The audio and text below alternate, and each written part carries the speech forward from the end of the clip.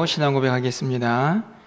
전능하사 천지를 만드신 하나님 아버지를 내가 믿사오며 그 외아들 우리 주 예수 그리스도를 믿사오니 이는 성령으로 잉태하사 동정녀 마리아에게 나시고 본디오 빌라도에게 고난을 받으사 십자가에 못 박혀 죽으시고 장사한 지 사흘 만에 죽은 자 가운데서 다시 살아나시며 하늘에 오르사 전능하신 하나님 우편에 앉아 계시다가 저리로서 산 자와 죽은 자를 심판하러 오시리라. 성령을 믿사오며 거룩한 공예와 성도가 서로 교통하는 것과 죄를 사하여 주시는 것과 몸이 다시 사는 것과 영원히 사는 것을 믿사옵나이다. 아멘. 우리 찬송가 420장 찬양드리겠습니다.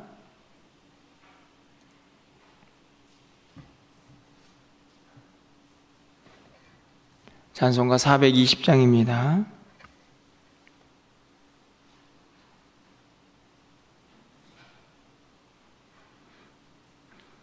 너 성결케 위에 늘 기도하며 너 주 안에 있어 늘 성령 보고 온 형제들 함께 늘 사귀면서 일하기 전마다 너 기도하라.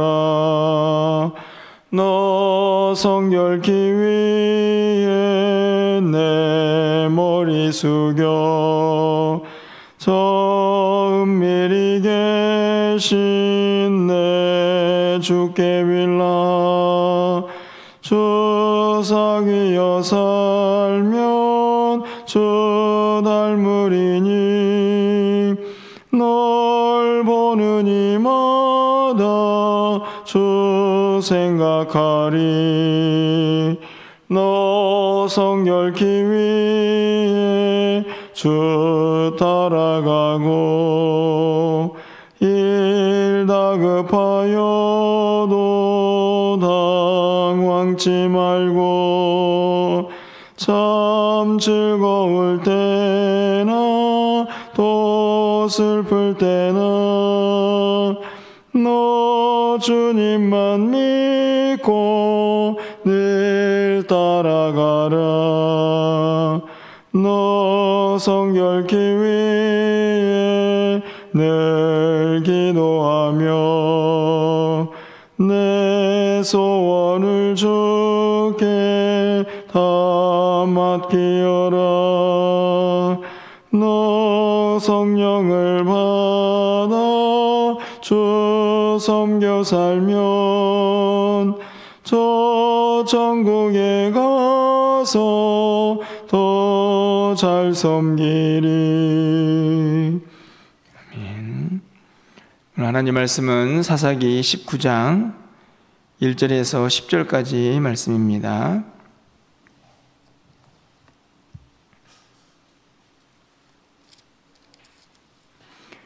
구약성경 394쪽에 있습니다. 사사기 19장 1절에서 10절까지 말씀을 한 절씩 교독하고 마지막 10절은 함께 읽겠습니다.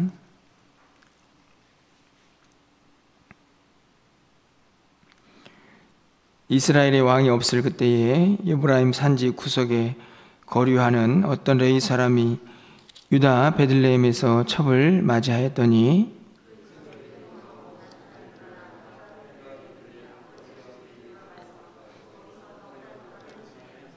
그 남편이 그 여자에게 다정하게 말하고 그를 데려오고자 하여 하인 한 사람과 나귀 2마리를 데리고 그에게로 가매 여자가 그를 인도하여 아버지의 집에 들어가니 그 여자의 아버지가 그를 보고 기뻐하니라.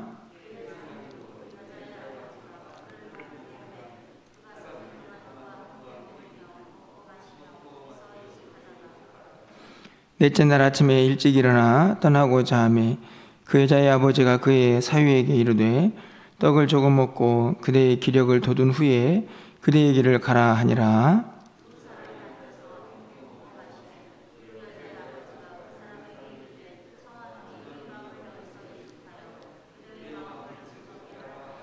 그 사람이 일어나서 가고자 하되 그의 장인이 간청으로 거기서 다시 유숙하더니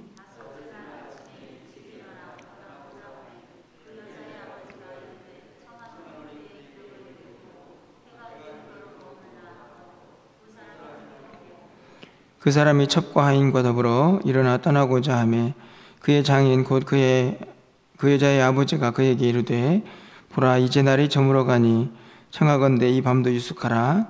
보라 해가 기울었느니라. 그대는 여기서 유숙하여 그대의 마음을 즐겁게 하고 내일 일찍이 그대의 길을 가서 그대의 집으로 돌아가라 하니 그 사람이 다시 밤을 지내고자 하지 아니하여 일어나서 떠나 여부스 맞은편에 이르렀으니 여부스는 곧 예루살렘이라. 안장 지운 낙이 2마리와 첩이 그와 함께 하였더라. 아멘.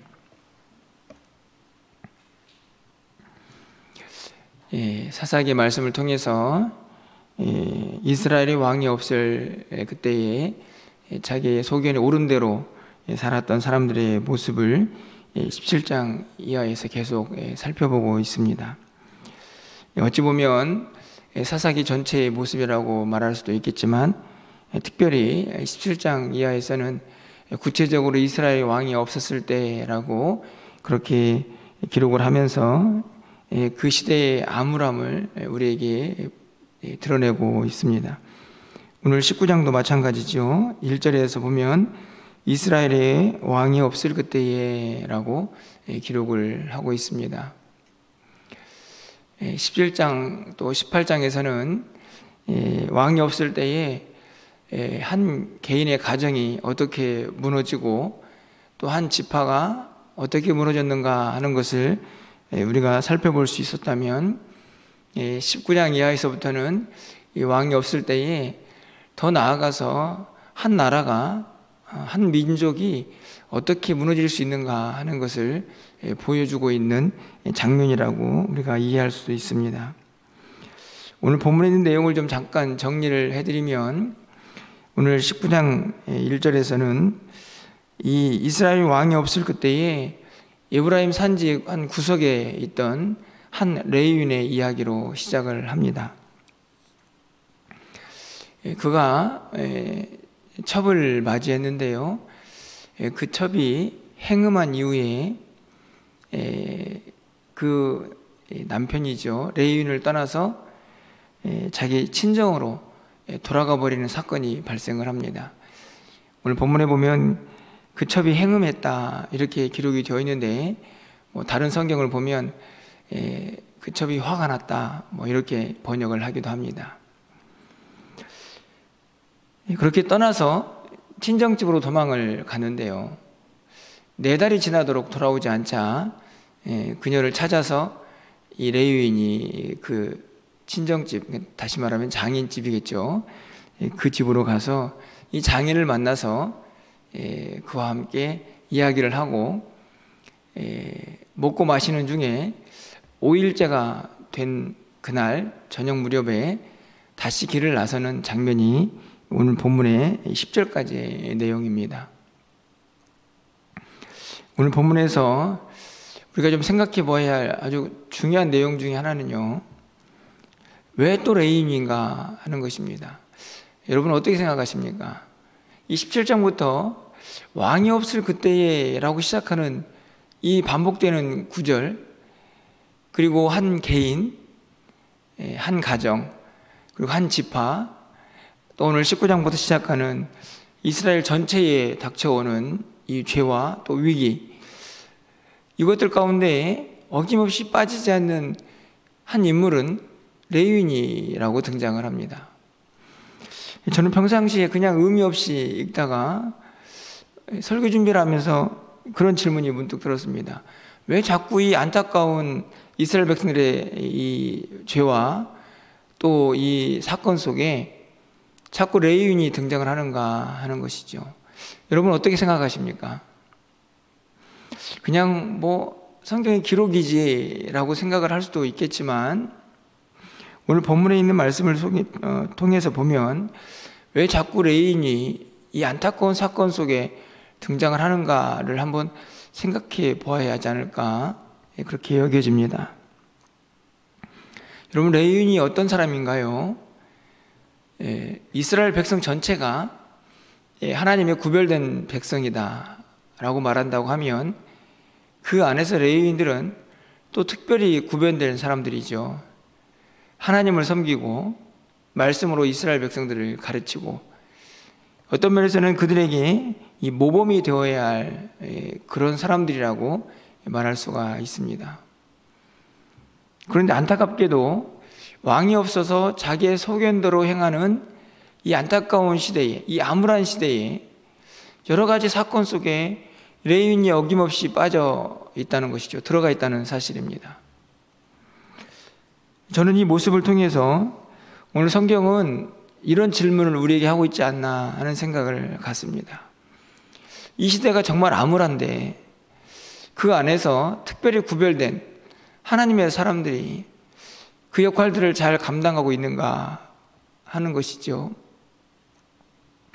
자꾸만 이 왕이 없는 시대에 레위인이 등장을 하는 이유는 어찌 보면 이 레위인들이 좀 바르게 서서 하나님을 잘 섬기고 이스라엘 백성들에게 하나님을 섬기는 것은 이런 것이다 라고 본을 보이며 그들에게 좀 바른 길을 제시했더라면 얼마나 좋았을까 하는 생각을 갖게 하는 본문이라는 말씀입니다.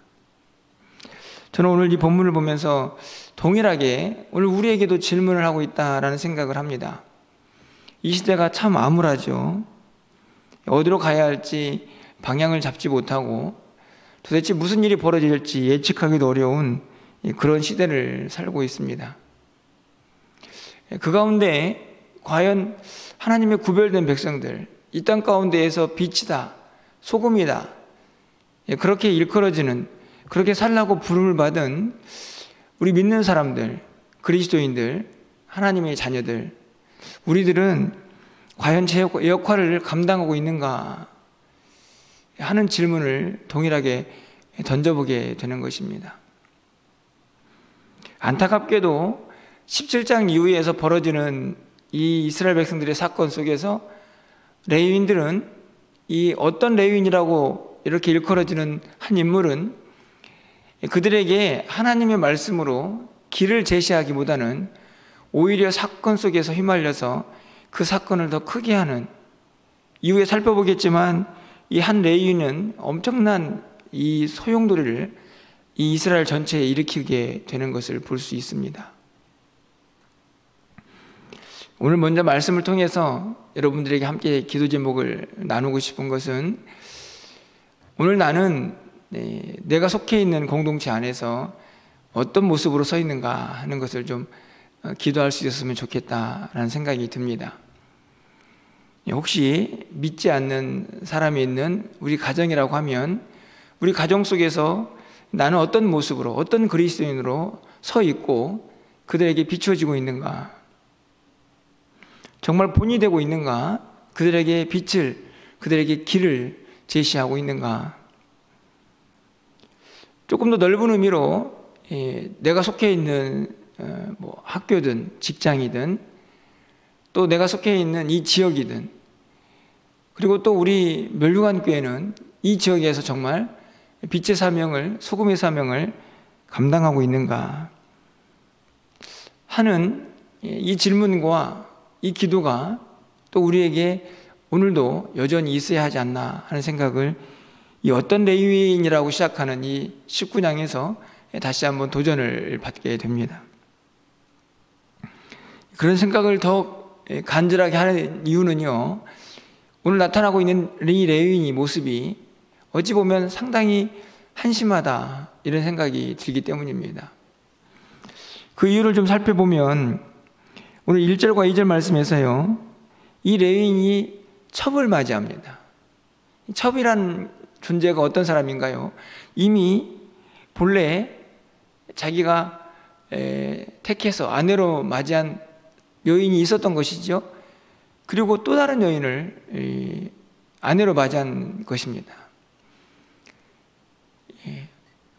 이스라엘에게 본이 되라고, 그래서 한 가정을 아름답게 이루는 그 모습을 간직하라, 이렇게 세워준 사람인데, 첩을 맞이합니다. 사실은 어찌 보면 오늘 이 2절을 보면 그 첩이 행음했다 이렇게 되어 있지만 사실은 이 레위인도 행음한 것이죠. 본래의 아내를 두고 또 첩을 맞이하고 있기 때문입니다. 레위인도 행음하고 그 첩도 행음하고 그 시대가 얼마나 암울했는가를 보여주는 장면이기도 하지만 우리를 더 안타깝게 하는 것은 그 사람이 레위인이라는 사실입니다. 그뿐만이 아니죠. 그래도 이 레위인은 어떻게 해서든지 첩을 데려오자 라는 마음이 생겼던 것 같습니다. 안타깝게도 4개월이 지난 다음의 일이죠. 3절 상반절 말씀을 보면 그의 남편이 그 여자에게 다정하게 말하고 그를 데려오고자 하여 분명한 목적이 생겼습니다. 가서 첩을 데려와야겠다. 그렇게 해서 길을 나서지 않습니까? 분명히 이 여자에게 다정하게 말해서 데려오겠다 이렇게 이야기를 합니다. 그가 길을 떠나는 가장 중요한 목적은 무엇입니까? 첩을 데려오는 것이죠. 그런데 여러분 4절 말씀을 좀 가서 보실까요? 그의 장인 곧 그 여자의 아버지가 그를 머물게 하며 그가 3일 동안 그와 함께 머물며 먹고 마시며 거기서 유숙하다가 여기까지는 그래 3일 동안 이 처갓집에 갔으니 뭐 장인이 좀 대접을 했겠다 이런 생각을 할 수 있습니다. 그와 함께 머물고 먹고 마셨습니다. 근데 길을 떠나려고 하니까 이 장인이 또 붙잡죠. 그래서 하루를 또 머물게 됩니다. 5째 날이 되었습니다. 또 가려고 하니까 또 붙잡습니다. 그러면서 하는 이야기입니다. 여러분 6절 말씀입니다. 여러분 6절 말씀을 좀 가서 같이 좀 읽어보겠습니다. 6절입니다. 두 사람이 앉아서 함께 먹고 마시며 그 여자의 아버지가 그 사람에게 이르되 청하노니 이 밤을 여기서 유숙하여 그대의 마음을 즐겁게 하라 하니. 이 본문이 되게 단순해 보이지만 이 장인과 이 레위인이 만나는 이 모든 대화와 과정 속에서 계속 반복되고 있는 이 단어는요, 두 사람이 함께 먹고 마셨다는 표현이고 또 한 가지는 그대의 마음을 즐겁게 하라 하는 말입니다. 다시 말하면 계속해서 길을 떠나고자 하는 이 레위인을 장인이 붙잡아서 두 사람이 함께 먹고 마시고 그리고 장인은 계속해서 이 레위인의 마음을 즐겁게 하고자 했다. 사실은 그 즐거움 속에서 이 레위인이 계속 머물러 있는 것이죠. 3일째가 돼서 떠나고자 했지만 결국 그 일을 이루지 못하고 계속 그곳에 머물러 있는 이 레위인의 모습을 볼 수 있습니다. 두 사람이 함께 먹고 마십니다. 사실 그런데 이 본문을 보면 이 첩의 이야기는 등장을 하지 않습니다. 다시 말하면 다정하게 가서 이 첩을 설득해서 데려오고자 하는 그 궁극적인 목적이 장인과 함께 먹고 마시며 그의 마음을 즐겁게 하는 과정 속에서 완전히 사라져버린 것이죠. 어찌 보면 이 즐겁게 한다, 다시 말하면 육체적인 쾌락이죠. 그것을 즐기는 일에 그가 그곳에 간 이유가 사라져버리는 모습을 볼 수가 있습니다. 그러고 보면 이 레위인은 순간의 쾌락을, 자기 자신의 욕심을 채우는 일에 매우 익숙했던 사람이다 라는 생각이 듭니다. 자신의 육체의 정욕을 이기지 못해서 첩을 맞이했습니다. 욕심이죠. 오늘 본문에 보면 처갓집에 가서도 길을 떠나야 하는데 그 길을 떠나지 못하고 계속해서 마음을 즐겁게 하는 일에, 먹고 마시는 일에, 이 상처를 받은 아니면 그가 행음을 했든지 간에 궁극적으로 그를 첩을 데려오게 하는 그 목표들은 사라져버린 채 자기의 즐거움을 채우느라고 하루, 이틀, 3일, 4일, 5일째가 되어도 떠나지 않는 그의 모습을 보게 됩니다. 결국 5일째 저녁쯤에 대해서 떠나게 되는데요, 사실은 그 사건이 결국 이후에 벌어지는 엄청난 일을 일으키게 되는 배경이 되기도 합니다.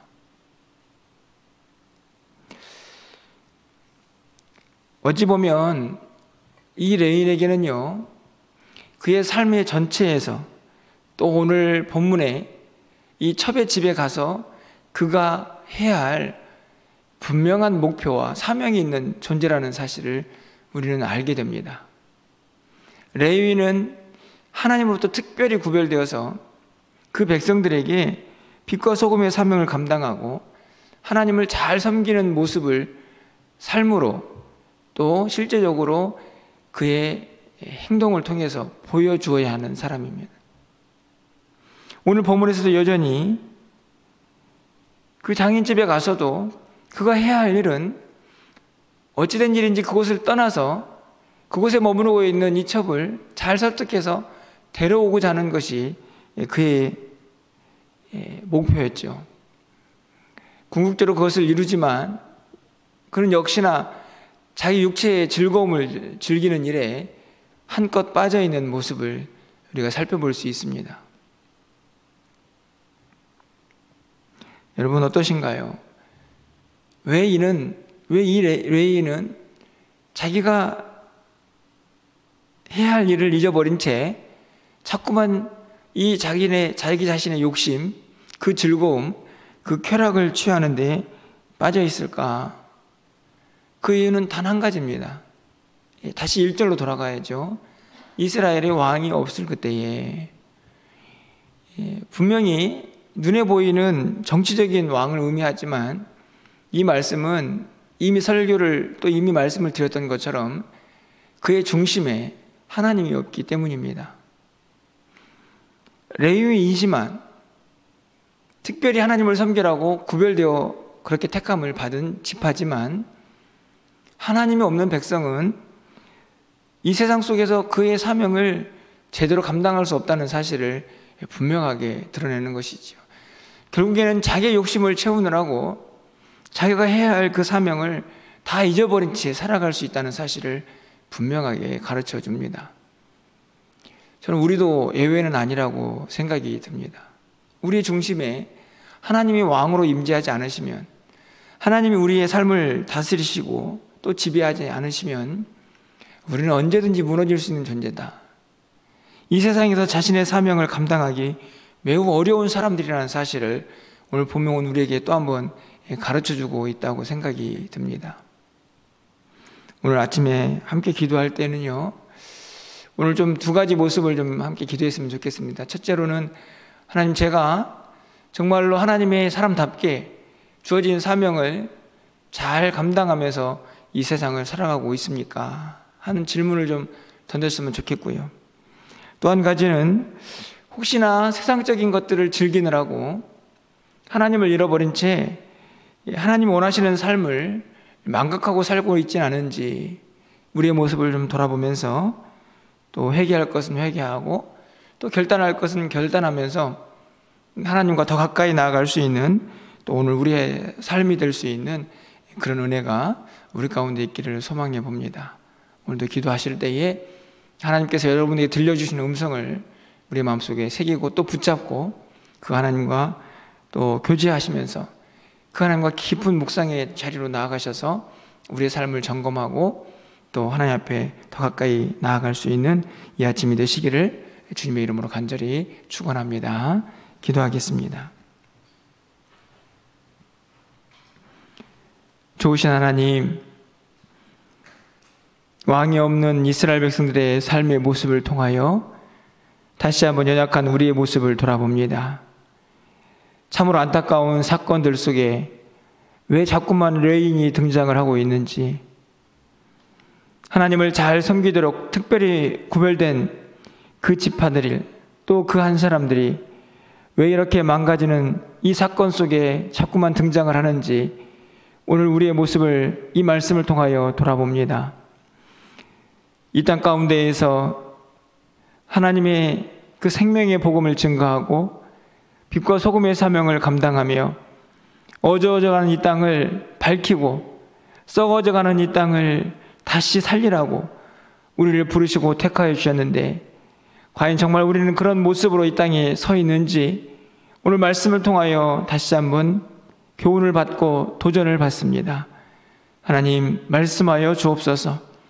사랑하는 성도들이 오늘도 주님 앞에 나와 기도하며 말씀 앞에 서싸우니 하나님께서 하늘의 문을 여시고 하나님의 음성을 들려주셔서 우리가 이 땅을 어떻게 살아야 할지 다시 한번 깨닫고 결단하는 이 아침이 되게 하여 주시옵소서.